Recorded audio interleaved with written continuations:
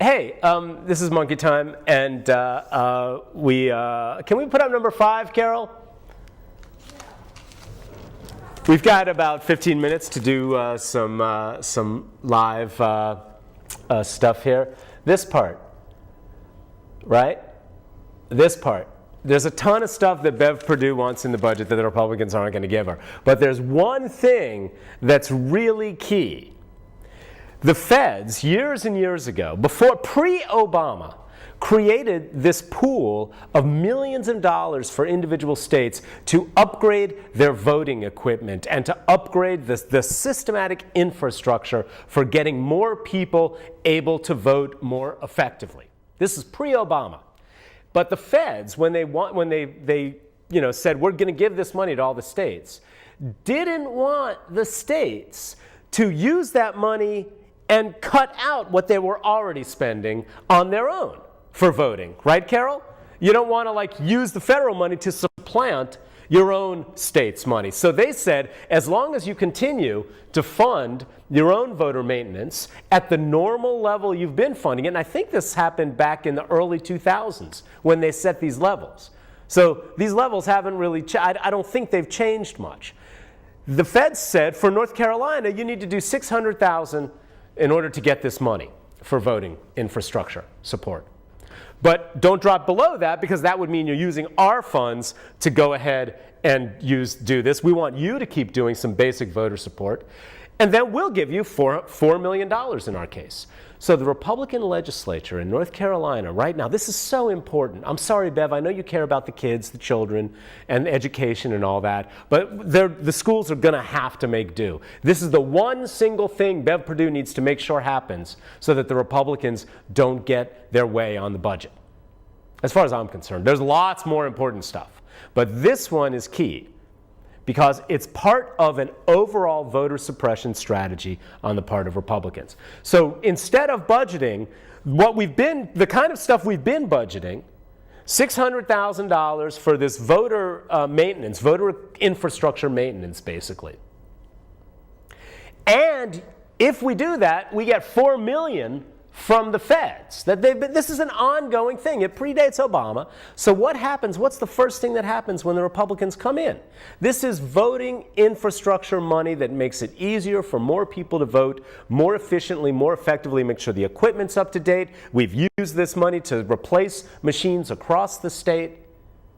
And what's the first thing they do with the first time it ever happens that the Republicans are in control and this money comes up? They say, we're not going to allocate our $600,000, so we're going to just kind of get rid of or forget about, we don't need that $4 million the state was going to give us to upgrade our voting infrastructure or to maintain it and do, whatever, replace machines that need to be replaced. Why?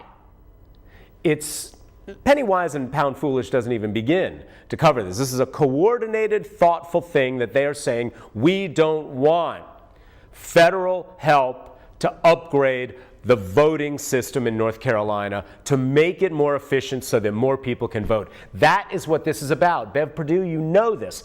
Democrats who vote with the Republicans on social issues, this is one of those cases where you gotta stop. If Bev Perdue vetoes the budget because of this, you, the Democrats who vote with the Republicans on everything, you need to realize that this is one of those cases where the Republicans are wrong. They don't want to see voting made easier for people. Again, one party routinely wants to open up voting, more early voting sites, and there hasn't been coordinated voter fraud.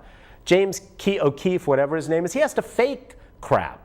He has to make crap up in order to say that there's voter fraud in North Carolina.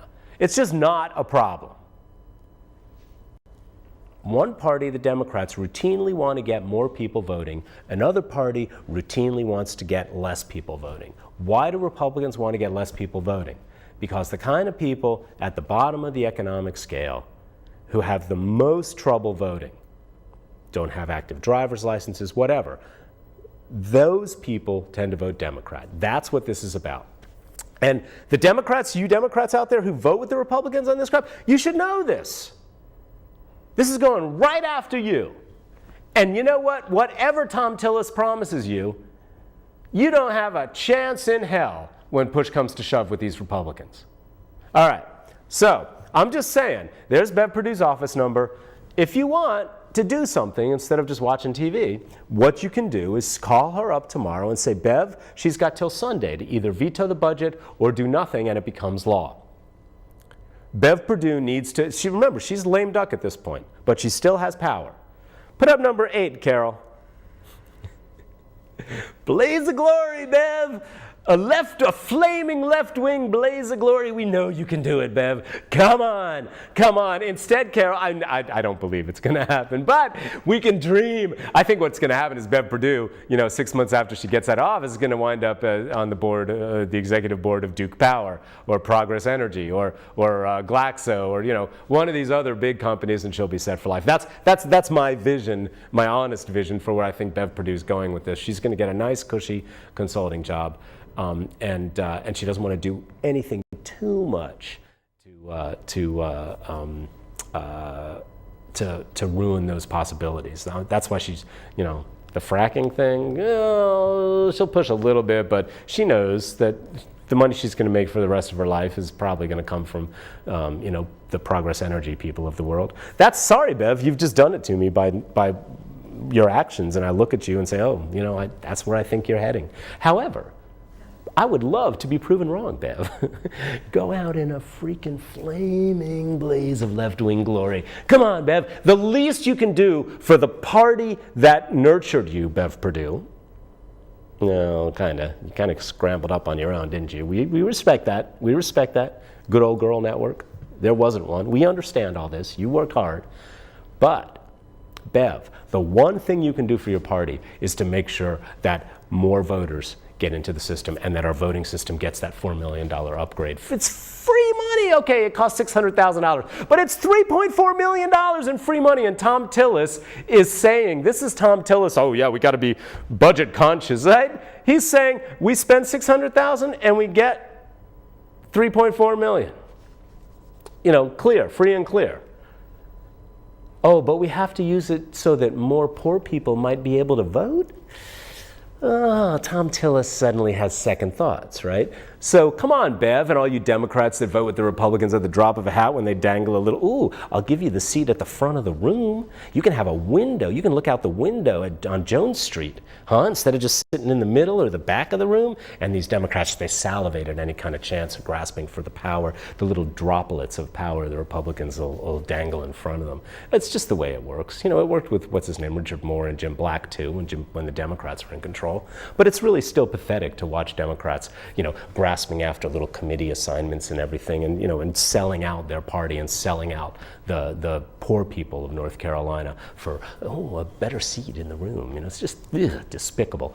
But Bev, the one thing you can do, we know you're not going to do anything left wing, before you go, to whatever cushy consulting executive board jobs you're going to get after you leave office. But you quit, Bev, at a key moment.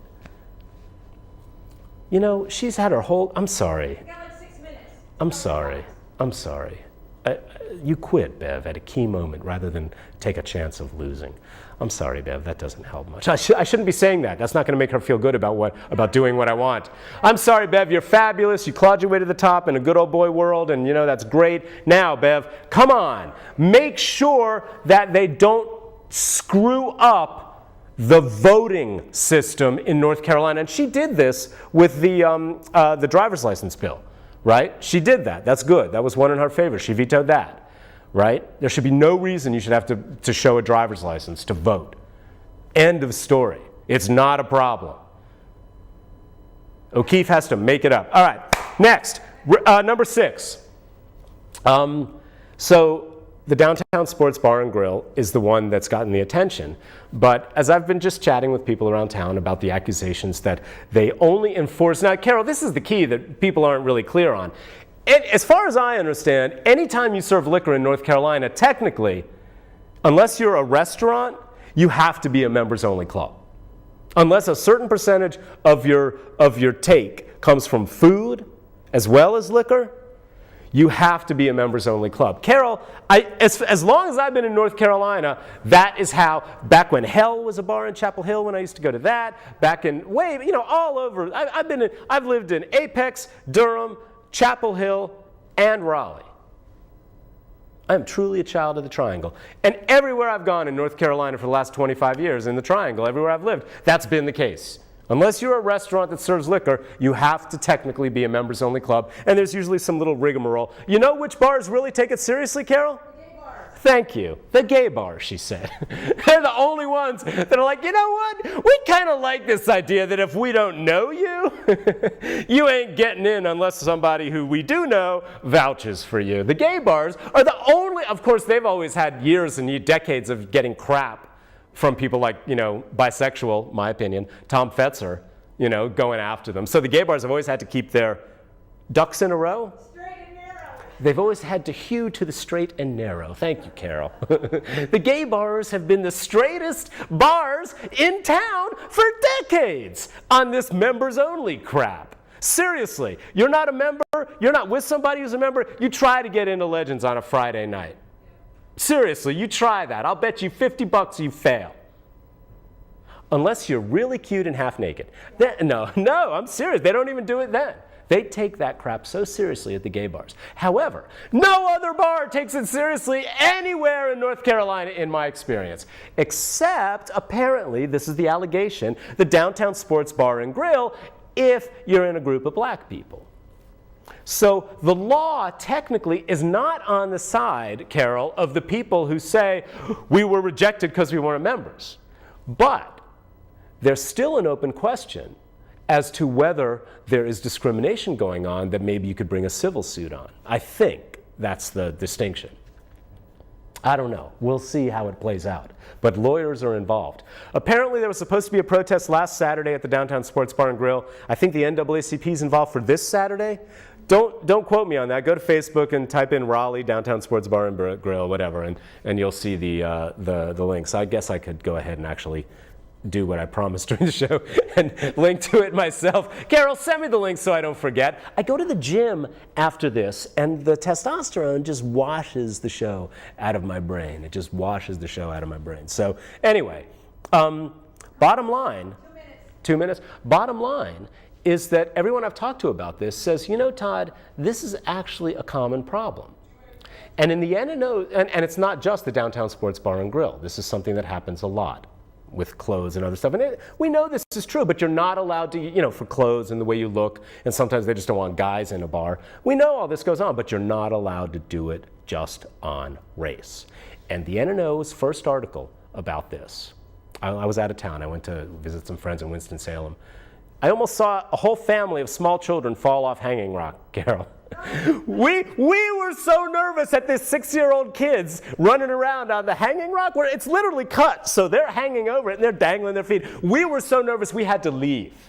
We were like, okay, we're done. We're leaving. We can't watch this anymore. It was so nerve-wracking. But I haven't followed the NNO's coverage since. But in their first article, they just casually mentioned that people had posted personal information about the manager who was responsible for kicking out the black guys a couple weekends ago. But what they didn't mention is that personal information was that WRAL had done a previous story and an actual undercover investigation in 2001 at the office just down the road here of him doing the same damn crap. Same guy. 2001, same guy. So the NNO was being called, well, they've gone online, the opponents, and have found personal information. The personal information was his arrest record for hitting people, or whatever. I'm sorry, I think there was some kind of misdemeanors and more serious crimes. Anyway, bottom line is, this kind of thing happens a lot. And if you're white and you didn't realize this, hey, welcome to the world.